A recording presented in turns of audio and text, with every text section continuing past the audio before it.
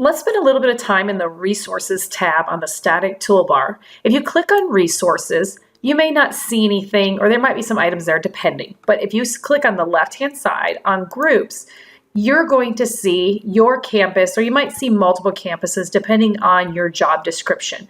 But I'm going to select Wharton Elementary. So if you work at Wharton Elementary, you're going to see these particular items already. And just to kind of show everybody, civils, you're going to see that template. High school, we'll see the secondary.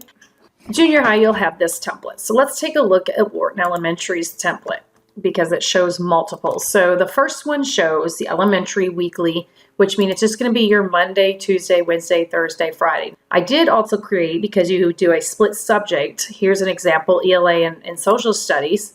I did a Monday, Tuesday, Wednesday, Thursday, Friday, but instead of having all the subjects within Monday, I only did 2 subjects. All right, so how do I add this, or how do I share this to my page so that I can use it with my students? Let's say I teach the social studies and ELAR section. So I'm going to use this template to push over to my course. So to the right, there's a cogwheel. When I click on the cogwheel, it gives me some choices. I want to choose to add to course. So when I do that, it's going to bring up all my courses.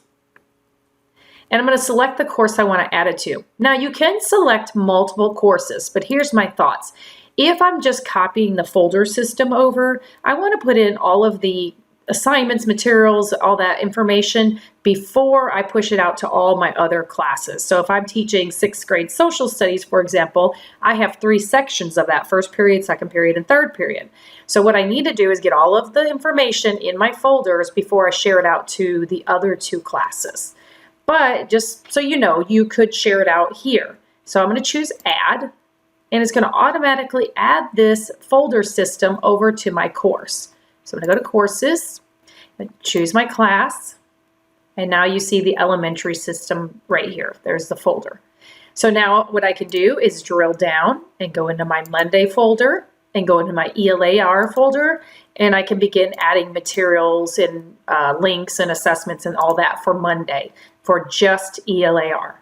Then I'm going to go to my breadcrumb trail right here and go back, and then I can go into Tuesday and add the materials. Keep in mind though, you can make it to where they don't show up. You can choose when the students can view the items, and when they're published and not published. So you have that control as well. And you have that same control within the foldering system too. So if I don't want to publish this where students can see it, I simply click on the drop down and choose Unpublish. It says, are you sure? Yep, I'm sure. So I'm going to unpublish. Now it's no longer visible for the students. That's instant. So if you accidentally publish something and then you unpublish, it instantly will remove that from the students' viewing.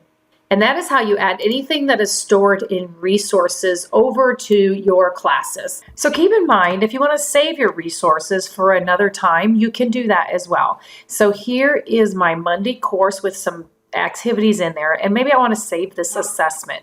I can click on the drop down for the cogwheel for the assessment and then choose to save to resources. You may have some choices on the drop down, but if you don't, you'll just choose home.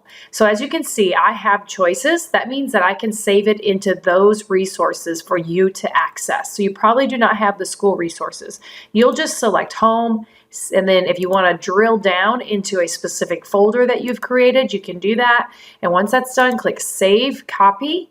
So then when you go over to resources, you're going to see your information here. So if you're wanting to organize your resources now, you can choose to add resources, add a folder, and maybe I'm going to call this folder Assessments. So I'm going to give that folder a name, and I'm going to give it a color if I want to for a folder. I'm going to choose Create. So now I have that Assessments folder, and I can drop this item into that Assessments folder. So I'm going to choose to go to the cogwheel next to my assessment, and I want to move it to my assessments folder. So I'm going to choose to change it to the assessments folder. So let me drill down and find it, the bottom, and choose move. And so now when I open assessments, that assessment will be in there.